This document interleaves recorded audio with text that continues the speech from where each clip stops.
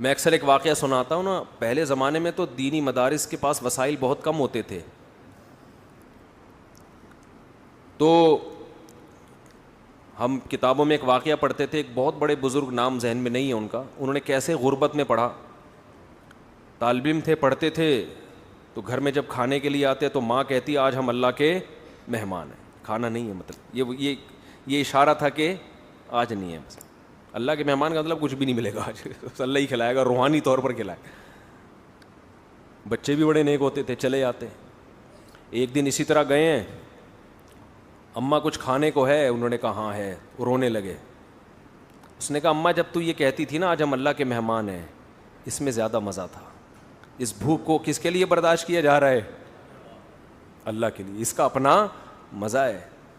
امام احمد ابن حنبل رحمہ اللہ تعالی، جو امام بخاری کے استاذ ہیں، وہ کہتے ہیں ایک آدمی شادی شدہ بچوں والا جب وہ غربت سے پریشان ہوتا ہے، اپنے بیوی بچوں کی طرف دیکھتا ہے اور اس کے پاس وسائل نہیں ہیں اور اللہ کے سامنے گڑ گڑاتا ہے، اللہ کو اس شخص سے محبت اس عبادت گزار سے کئی گنا زیادہ ہوتی ہے جو ہر وقت مسجد میں بیٹھ کے اللہ اللہ کرتا ہے۔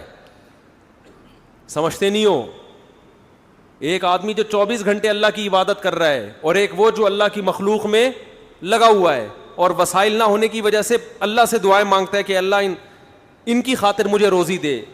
جس کی آل اولاد ہو وہ تو پریشانی میں پھرتا ہے نا، کنواروں کو کیا ہے، ان کو تو گٹکے کے پیسے چاہیے بس۔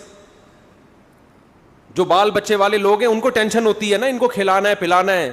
تو امام احمد کہتے ہیں شادی شدہ بال بچوں والے آدمی کو جو رزق کی ٹینشن اللہ کی طرف سے ملتی ہے، اس ٹینشن سے جو اس کے درجات بلند ہوتے ہیں، وہ عبادت گزار کے درجات عبادت سے ایسے بلند نہیں ہوتے۔ ایک تہجد گزار اور دن میں روزے رکھنے والے کو وہ مقام نہیں ملتا۔ تو اللہ پہ اعتماد، اللہ پہ توکل، اللہ کے لیے ٹینشن اٹھانا، یہ بہت بڑی عبادت ہے۔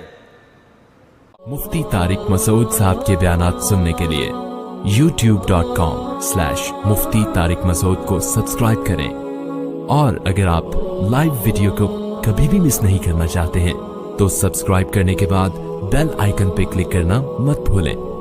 جزاک اللہ۔